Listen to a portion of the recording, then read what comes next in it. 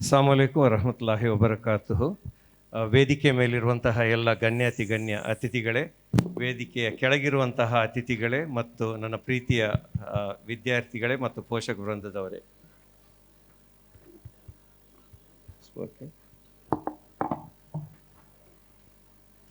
Can you hear me? Yeah. Sir, ಒಂದು 5 ನಿಮಿಷ ನಾನು ಶಂಸುದ್ದೀನ್ ಸರ್. ಒಂದು 35-40 ವರ್ಷಗಳ ಹಿಂದೆ ಇಂತಹ ಒಂದು ದಿನ ನಮ್ಮ ಕಣ್ಮುಂದೆ ಬರ್ತದೆ ಅಂತ ನಾವು ಯಾವಾಗಲೂ ಅನಿಸಿರಲಿಲ್ಲ.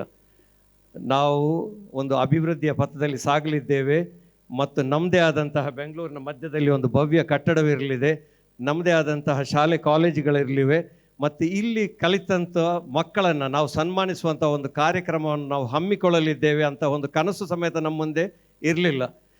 ಶಂಸುದ್ದೀನ್ ರವರು ಬ್ಯಾರಿಸ್ ವೆಲ್ಫೇರ್ ಅಸೋಸಿಯೇಷನ್ ಬಗ್ಗೆ, ಈ ಕಟ್ಟಡದ ಬಗ್ಗೆ ವಿಸ್ತೃತವಾಗಿ ಹೇಳಿದರು. ನಾನು ಮಕ್ಕಳ ಒಂದು ಗಮನಕ್ಕೆ ತರೋದಕ್ಕೋಸ್ಕರ ಅದಕ್ಕಿಂತ ಸ್ವಲ್ಪ ಹಿಂದೆ ಹೋಗಿ ಕೆಲವು ಮಾತುಗಳನ್ನು ಹೇಳಬಯಸ್ತಾ ಇದ್ದೇನೆ. ಬ್ಯಾರಿಗಳಿಗೆ 1500 ವರ್ಷಗಳಿಗಿಂತಲೂ ದೊಡ್ಡದಾದಂಥ ಇತಿಹಾಸ. ನಮ್ಗೆ ಗೊತ್ತಿರುವ ಹಾಗೆ ಅರೇಬಿಯಾದಲ್ಲಿ ಇಸ್ಲಾಂ ಹುಟ್ಟುವ ಮುಂಚೆನೇ ಅಲ್ಲಿ ಅರಬ್ ವರ್ತಕರು ಬಂದು ನಮ್ಮ ಜೊತೆ, ದಕ್ಷಿಣ ಕನ್ನಡದ ವರ್ತಕರ ಜೊತೆ ಒಂದು ಸಂಬಂಧವನ್ನು ಹೊಂದಿದ್ರು. ಆ ಮೂಲಕ ಉಂಟಾದಂತಹ ಒಂದು ಜನಾಂಗ ಬ್ಯಾರಿ ಜನಾಂಗ ಅಂತ ಹೇಳಿಕೊಂಡು ಸುಮಾರು 1.5 ದಶಕಗಳ ಹಿಂದಿನ ಕಾಲಘಟ್ಟದಲ್ಲಿ ನಾವು ನೋಡಿದರೆ ಬಹಳ ಒಂದು ವೈಭವದ ಕಾಲಘಟ್ಟದ ಮೂಲಕ ಹಾದು ಬಂದಂತಹ ಒಂದು ಸಮುದಾಯ ಇದಾಗಿರುತ್ತದೆ. ಆದರೆ ಆಮೇಲೆ ಒಂದು 150 ವರ್ಷಗಳಿಂದ ಈಚೆಗೆ ಸಾಮಾಜಿಕವಾಗಿ, ಆರ್ಥಿಕವಾಗಿ, ಶೈಕ್ಷಣಿಕವಾಗಿ ನಾವು ಬಹಳ ಹಿಂದುಳಿದದ್ದು ಒಂದು ದೊಡ್ಡ ದುರಂತ. 1987ರಲ್ಲಿ ಸರ್, 87ರಲ್ಲಿ ನಾವಿಲ್ಲಿ ಬ್ಯಾರಿಸ್ ವೆಲ್ಫೇರ್ ಅಸೋಸಿಯೇಷನ್ ಅಂತ ತೊಡಗಿದಾಗ ಬ್ಯಾರಿ ಅನ್ನುವ ಈ ಒಂದು ಪದ ಇದೊಂದು ಅಸಹ್ಯಕರ ಪದ, ಒಂದು ಅಸಂಗತ ಪದ ಅನ್ನೋ ರೀತಿಯಲ್ಲಿ ಆ ಮಟ್ಟಿಗೆ ನಮ್ಮ ಕೀಳರಿಮೆ ಬೆಳೆದಿತ್ತು. ಆದರೆ ಯಾವಾಗ 1997ರಲ್ಲಿ ನಾವು ಬೆಂಗಳೂರಿನ ಅರಮನೆ ಮೈದಾನದಲ್ಲಿ ಒಂದು ವಿಶ್ವ ಸಮ್ಮೇಳನವನ್ನು ಹಮ್ಮಿಕೊಂಡೆವು, ಅಂದಿನಿಂದ ನಮ್ಮ ಚಾಲನೆ ತೊಡಗಿತು. ಇದೊಂದು ಅಭಿಯಾನದ ರೂಪವನ್ನು ಪಡೆದು ದಕ್ಷಿಣ ಕನ್ನಡದ ಎಲ್ಲ ಕಡೆಗೆ ಹರಡಿ, ಮಲೆನಾಡಿಗೆ, ಕೊಡಗಿಗೆ, ಮೈಸೂರಿಗೆ, ಬೆಂಗಳೂರಲ್ಲಿ ಹೇಗೂ ಇದ್ದು ನಾವು ಬಾಂಬೆಗೆ ಮತ್ತು ನಮ್ಮ ಗಲ್ಫ್ ರಾಷ್ಟ್ರಗಳಿಗೂ ಇದು ಹರಡಿತು. ಆಮೇಲಿಂದ ನಾವು ಹಿಂತಿರುಗಿ ನೋಡಲಿಲ್ಲ. ಆಮೇಲೆ ಸಾಹಿತ್ಯದಲ್ಲಿ, ಕಲೆಯಲ್ಲಿ ಬಹಳ ಕೃಷಿಗಳಾದವು, ಒಂದರ ಮೇಲೆ ಒಂದು. 98, 99, 2003, 2007ರಲ್ಲಿ 4 ಐತಿಹಾಸಿಕ ಬ್ಯಾರಿ ಸಾಹಿತ್ಯ ಸಮ್ಮೇಳನಗಳಾದವು. ಅದರ ಹಿಂದೆ ಬ್ಯಾರಿ ಅಕಾಡೆಮಿ ಬಂತು. ಅಲ್ಲಿಗೆ ನಮ್ಮ ಗುರುತು ಬಲವಾಯಿತು. ಆ ಕೀಳರಿಮೆ ನಮ್ಮಿಂದ ಹೊರಟೋಯ್ತು.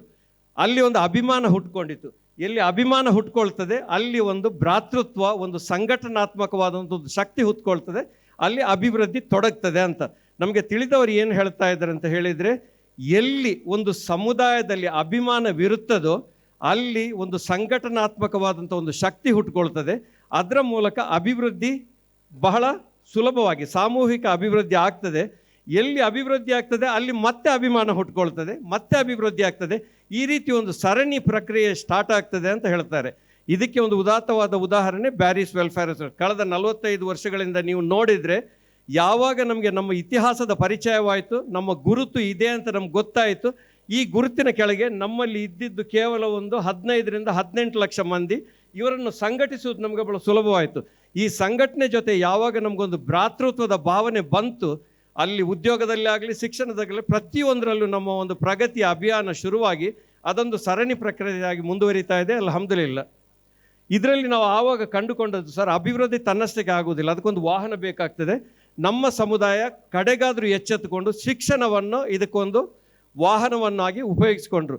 ಆ ಕಾಲದ ನಮ್ಮ ಸ್ಥಿತಿ ಹೇಗಿತ್ತು ಅಂತ ಹೇಳಿದರೆ, ನಮ್ಮ ಮಕ್ಕಳೇ ನಿಮ್ಗೆ ಗೊತ್ತಿರಲಿಕ್ಕಿಲ್ಲ, ಆ ಕಾಲದಲ್ಲಿ ನಮ್ಮ ಮಕ್ಕಳ ಶೈಕ್ಷಣಿಕ ಸ್ಥಿತಿ ಬಹಳ ಶೋಚನೀಯವಾಗಿತ್ತು. ಅಂದರೆ ವಿದ್ಯೆಯ ಗಂಧಗಾಳಿ ಇಲ್ಲದಂತಹ ಒಂದು ವಾತಾವರಣ, ವಿದ್ಯೆ ಬಗ್ಗೆ ತೀರಾ ಕಾಳಜಿ ಇಲ್ಲದಂತಹ ಒಂದು ಪೋಷಕ ವರ್ಗ.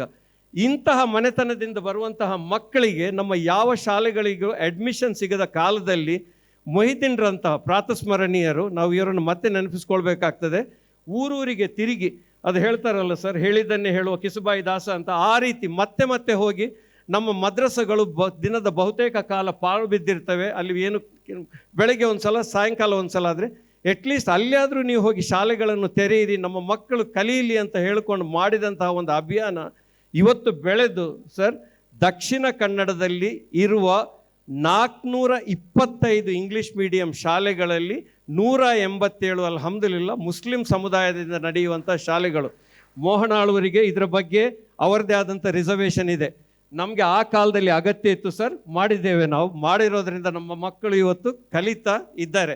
ಇವತ್ತು ನಮ್ಮದೇ ಆದಂತಹ ಕಾಲೇಜುಗಳಿವೆ, ನಮ್ಮದೇ ಆದಂತಹ 10 ಯೂನಿವರ್ಸಿಟಿಗಳಿವೆ, ಮೆಡಿಕಲ್ ಕಾಲೇಜುಗಳಿವೆ, ಇಂಜಿನಿಯರಿಂಗ್ ಕಾಲೇಜುಗಳು ಎಲ್ಲ ಇರೋದು ತಮಗೆಲ್ಲ ಗೊತ್ತು. ಇಲ್ಲಿ ನಾನೊಂದು ಮಾತನ್ನು ಹೇಳಬೇಕಾಗ್ತದೆ. ಈ ಶಾಲೆಯಲ್ಲಿ ಇವತ್ತು ನಾವು ಫಲಿತಾಂಶ ನೋಡಿದರೆ ಇದಕ್ಕೊಂದು ಒಕ್ಕೂಟ ಅಂತ ಮಾಡಿದ್ದೇವೆ ನಾವು, ದಕ್ಷಿಣ ಕನ್ನಡ ಉಡುಪಿ ಸೇರಿಕೊಂಡು. ಇವತ್ತು ಈ ಒಕ್ಕೂಟ ಶಿವಮೊಗ್ಗ, ಚಿಕ್ಕಮಗಳೂರು, ಹಾಸನಕ್ಕೆ ಮುಟ್ಟಿದೆ, ಉತ್ತರ ಕನ್ನಡದಲ್ಲಿ ಆಗ್ತಾ ಇದೆ. ಇದೆಲ್ಲ ಆದರೆ ನಮ್ಮಲ್ಲಿ ಸುಮಾರು 10,000 ಟೀಚರ್ಸ್ಗಳಿರ್ತಾರೆ, 1 ಲಕ್ಷಕ್ಕಿಂತ ಜಾಸ್ತಿ ನಮ್ಮಲ್ಲಿ ಮಕ್ಕಳಿರ್ತಾರೆ, ಕಲಿಯುವಂತಹ ಈ ಮಕ್ಕಳು. ನಾವಿಲ್ಲಿ ಒಂದು ವಿಷಯ ಗಮನದಲ್ಲಿ ಏನು ಇಟ್ಕೊಳ್ಬೇಕು ಅಂತ ಹೇಳಿದರೆ, ಈ ಶಾಲೆಗಳು ಹೆಸರಿಗೆ ಮಾತ್ರ ಮುಸ್ಲಿಂ ಶಿಕ್ಷಣ ಸಂಸ್ಥೆಗಳು. ಯಾಕಂತ ಹೇಳಿದರೆ ಇದು ಮುಸ್ಲಿಂ ಸಮುದಾಯದ ವತಿಯಿಂದ ಪ್ರಾರಂಭವಾದಂತಹ ಶಿಕ್ಷಣ ಸಂಸ್ಥೆಗಳು. ಆದರೆ ಇಲ್ಲಿ ಪ್ರತಿಯೊಂದು ವಿದ್ಯಾವಂಚಿತ ಮಗುವಿಗೆ ಮುಕ್ತ ಅವಕಾಶವಿದೆ, ಮಾತ್ರವಲ್ಲ ರಿಯಾಯಿತಿ ದರದಲ್ಲಿ ಅಡ್ಮಿಷನ್ ಇದೆ. ನಾವು ಅದರಲ್ಲಿ ಯಶಸ್ವಿ ಆಗಿದ್ದೇವಾ ಇಲ್ವೋ ಅನ್ನೋದು ಬೇರೆ ವಿಚಾರ. ಇವತ್ತಿಗೂ ನಮಗೆ 10% ಕ್ರಾಸ್ ಆಗಲಿಕ್ಕೆ ಆಗಲಿಲ್ಲ. ಮೊಯ್ದೀನ್ರವರ ಒಂದು ಮಾತಿತ್ತು, ಈ ಶಾಲೆಗಳಾಗಬೇಕಿದ್ರೆ ಇಲ್ಲಿ ಮಿನಿಮಮ್ 50% ಮುಸ್ಲಿಮೇತರ ಮಕ್ಕಳು ಕಲಿತಾಗ ಮಾತ್ರ ಇದೊಂದು ವಿದ್ಯಾಭ್ಯಾಸವಾಗ್ತದೆ, ಅಥವಾ ಇದೊಂದು ಧಾರ್ಮಿಕ ವಿದ್ಯಾಸಂಸ್ಥೆ ಆಗ್ತದೆ ಅಂತ ಹೇಳಿಕೊಂಡು. ಅದರಲ್ಲಿ ನಾವು ಆಗಲಿಲ್ಲ. ಆದರೆ ಇಲ್ಲಿರುವ ಟೀಚರ್ಸ್ಗಳು ನೋಡಿ, 10,000 ಟೀಚರ್ಸ್ಗಳನ್ನು ತಾವು ತಗೊಂಡ್ರೆ ಸರ್, ಇದರಲ್ಲಿ 80% ಮುಸ್ಲಿಮೇತರ ಟೀಚರ್ಸ್ಗಳು. ಯಾವುದೇ ಒಂದು ಮತಭೇದವಿಲ್ಲದೆ ನಮ್ಮ ಮಕ್ಕಳನ್ನು ತಮ್ಮ ಮಕ್ಕಳ ಹಾಗೆ ಸಾಕೊಂಡು ಮುಂದುವರಿಸ್ತಾ ಇದ್ದಾರೆ. ಇನ್ನೂ ವಿಶೇಷ ಅಂತ ಹೇಳಿದರೆ, ನಮ್ಮಲ್ಲಿರುವ ಈ ಶಿಕ್ಷಣ ಸಂಸ್ಥೆಗಳಲ್ಲಿ ನಾನು ಹೇಳಿದೆ 98.7 ನಮ್ಮ ಪರ್ಸೆಂಟೇಜ್ ರಿಸಲ್ಟ್ ಕಳಿಸಲ್ಲ. ಅದರಲ್ಲಿ 45% ಮಕ್ಕಳು 90% ಜಾಸ್ತಿ ಪಾಸಾಗಿ ಬರುವವರು. ನಾವು ಈ ಮಕ್ಕಳನ್ನು ಏನು ಮಾಡಬೇಕು ಅಂತ ನೋಡಿಕೊಂಡು ನಾವು ಅದೇ ಜೋಳಿಗೆ ಹಿಡ್ಕೊಂಡು ಕೇಳ್ಕೊಂಡು ಹೋದೆವು, ನಮಗೆ ಫ್ರೀ ಸೀಟ್ ಕೊಡಿ, ಈ ಮಕ್ಕಳು ಕಲಿಬೇಕು ಅಂತ ಹೇಳ್ತಾರೆ, ಈ ಮಕ್ಕಳಿಗೆ ಸೀಟ್ ಸಿಗ್ತಾ ಇಲ್ಲ ಅಂತ ಹೇಳುವಾಗ ನಮಗೆ ಶಿಕ್ಷಣ ಕೊಡಲಿಕ್ಕೆ ಏನಪ್ಪಯ್ಯ ಮುಂದೆ ಬಂದರು, ಪ್ರೆಸಿಡೆನ್ಸಿ ಬಂದರು, ಬ್ಯಾರಿಸ್ ಬಂದರು. ಜೊತೆಗೆ ಬಂದವರು ಮೋಹನ್ ಆಳ್ವಾರ್ ಅಂತವರು. ಇವರು ಮಾತ್ರ ಅಲ್ಲ, ಹರಿಪ್ರಸಾದ್ ರಯ್ಯ HPR ಇನ್ಸ್ಟಿಟ್ಯೂಟ್, ಕರಾವಳಿ ಇನ್ಸ್ಟಿಟ್ಯೂಟ್, ಇವರೆಲ್ಲ ಮುಸ್ಲಿಮೇತರ ಇನ್ಸ್ಟಿಟ್ಯೂಟ್ ಸರ್.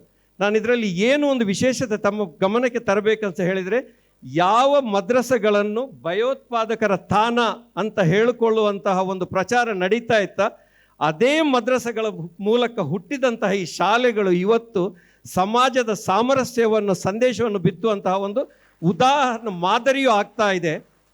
ನಾವು ಇನ್ನೂ ಮಾಡಬೇಕಾಗಿರೋ ಕೆಲಸ ಬಹಳ ಇದೆ ಸರ್. ನಮ್ಮ ಈ 40-45 ವರ್ಷಗಳಲ್ಲಿ ನಡೆದಂತಹ ಈ ಬ್ಯಾರಿಗಳ ಪುನರುತ್ಥಾನದ ಈ ಒಂದು ಕಾರ್ಯದಲ್ಲಿ ನಮ್ಮ ಸೇನಾನಿಗಳು ಅಂತ ಹೇಳಿದರೆ ಈ ಮಕ್ಕಳಿಗೆ ಯಾವಾಗ ನಾವು ಅವಕಾಶವನ್ನು ಕೊಟ್ಟುವೋ ಆ ಅವಕಾಶವನ್ನು ಉಪಯೋಗಿಸಿಕೊಂಡು ಇವತ್ತು ಎಷ್ಟೊಂದು ಮುಂದುವರೆದಿದ್ದಾರೆ ನೋಡಿ, ಸಮಾಜ ಕಟ್ಟುವ ಕೆಲಸವನ್ನು ಮಾಡ್ತಾ ಇದ್ದಾರೆ. ನಾವೆಲ್ಲ ಇಂದು ಇವತ್ತು ಸೇರಿರೋದು ಈ ಮಕ್ಕಳನ್ನು ಗುರುತಿಸಲು, ಕೊಂಡಾಡಲು, ಬಹುಮಾನಿಸಲು, ಅವರಿಗೆ ಸನ್ಮಾನಿಸಲು ಅಂತ ಸೇರಿದ್ದೇವೆ. ಅದರ ಜೊತೆಗೆ ಈ ಎಲೆಮರೆಯ ಕಾಯಿ ಹಾಗೆ ಕೆಲಸ ಮಾಡುತ್ತಿರುವಂತಹ ವರ್ಷದ ಬ್ಯಾರಿಯವರಿದ್ದಾರೆ, ಅವರನ್ನು ಸನ್ಮಾನಿಸಲು ನಾವು ಸೇರಿದ್ದೇವೆ. ಇದಕ್ಕೆ ಬಂದ ತಮ್ಮೆಲ್ಲರಿಗೂ ಮತ್ತೊಮ್ಮೆ ಅಭಿನಂದನೆಗಳು, ವಂದನೆಗಳು. ತಮಗೆಲ್ಲರಿಗೂ ಮತ್ತೊಮ್ಮೆ ವಂದನೆಗಳು. ಈ ರೀತಿಯ ಒಂದು ಅಭಿಯಾನ ಮುಂದುವರಿಯಲಿ. ಈ ಮಕ್ಕಳು ಆ ಪಥಸಂಚಲನದಲ್ಲಿ, ಪ್ರಗತಿಯ ಪಥಸಂಚಲನದಲ್ಲಿ ನಿರಂತರವಾಗಿ ಮುಂದುವರಿಯಲಿ, ಸಮಾಜ ಕಟ್ಟುವ ಕೆಲಸವನ್ನು ಮಾಡಲಿ. ಮತ್ತು ನಮ್ಮ ಈ ಮಹಾನ್ ದೇಶ ಪ್ರಪಂಚದ ಅತ್ಯಂತ ಮುಂದುವರಿದ ದೇಶವಾಗುವಂತಹ ಕಾಲ ಬಹಳ ಸನ್ನಿಹಿತವಾಗಿದೆ. ಅದರಲ್ಲಿ ತಮ್ಮೆಲ್ಲರ ಪಾತ್ರ ಇರಲಿ ಅಂತ ನಾನು ಬೇಡಿಕೊಂಡು ಈ ಮಾತಿಗೋಸ್ಕರ ತಮಗೆ ಕೃತಜ್ಞತೆಯನ್ನು ಅರ್ಪಿಸಿ ನನ್ನ ಮಾತನ್ನು ಮುಗಿಸ್ತಾ ಇದ್ದೇನೆ. ಜೈ ಹಿಂದ್, ಜೈ ಕರ್ನಾಟಕ.